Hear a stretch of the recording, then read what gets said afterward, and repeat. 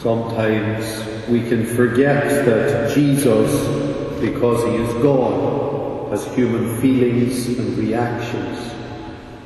Jesus knew what it was to feel pain. Jesus knew what it was to feel real suffering. He was not immune from suffering. And when we think about the times Jesus suffered and felt pain, we tend to think primarily of his passion and death. We think of his suffering in the Garden of Gethsemane, his walk to the crucifixion, and the crucifixion itself. When Lazarus died, we're told that Jesus wept. When the people saw him weeping, they said, "See how much he loved him." Jesus was an emotional man. And in the Gospel this evening we have another example of Jesus' suffering. We're told very little about the relationship that Jesus had with his second cousin John the Baptist. However, their mothers were very close.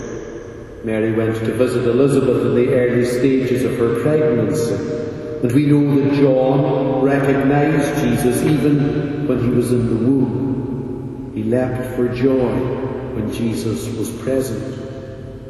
And I have no doubt that John and Jesus were very close friends, as well as being relations.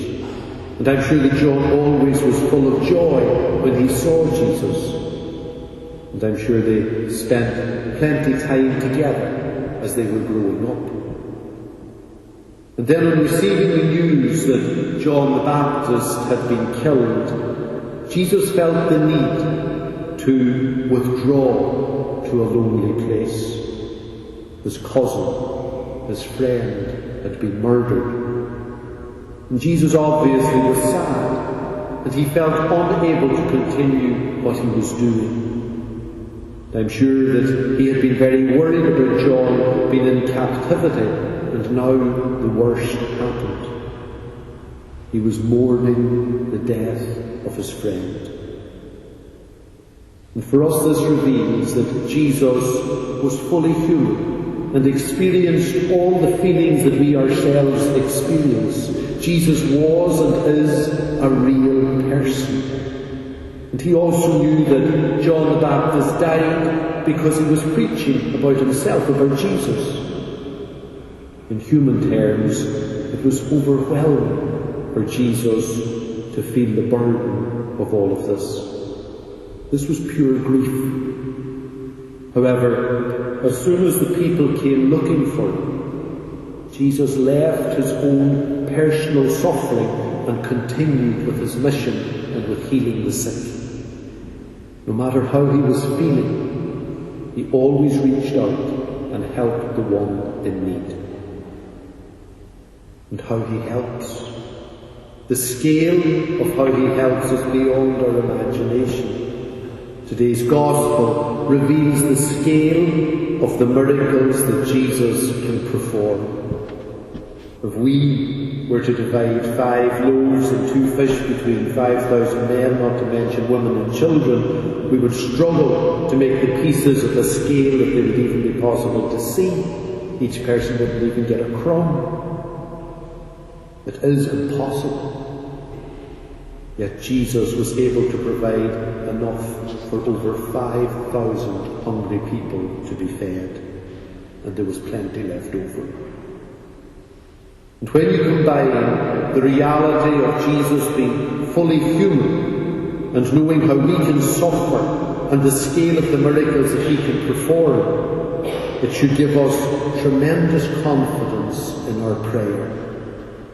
We know how well Jesus understands our human condition and that there is nothing impossible through him. He can and will perform miracles in our lives. However, we also need to consider that our actions can hurt Jesus and cause him to suffer. Our relationship with Jesus is truly that, a relationship. Therefore, we have to take our responsibility in how it develops. We all know that familiar phrase, the more you put in, the more you get out.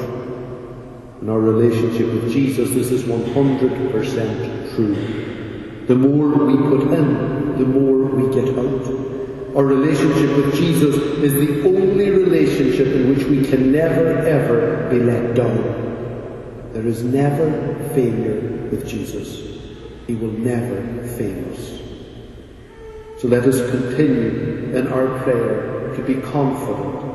Let us continue to learn to keep putting more and more into our relationship with Jesus. And then we will remain aware of the size of the miracles that he performs and that he will perform for each one of us. Venerable Matt Talbot, pray for us.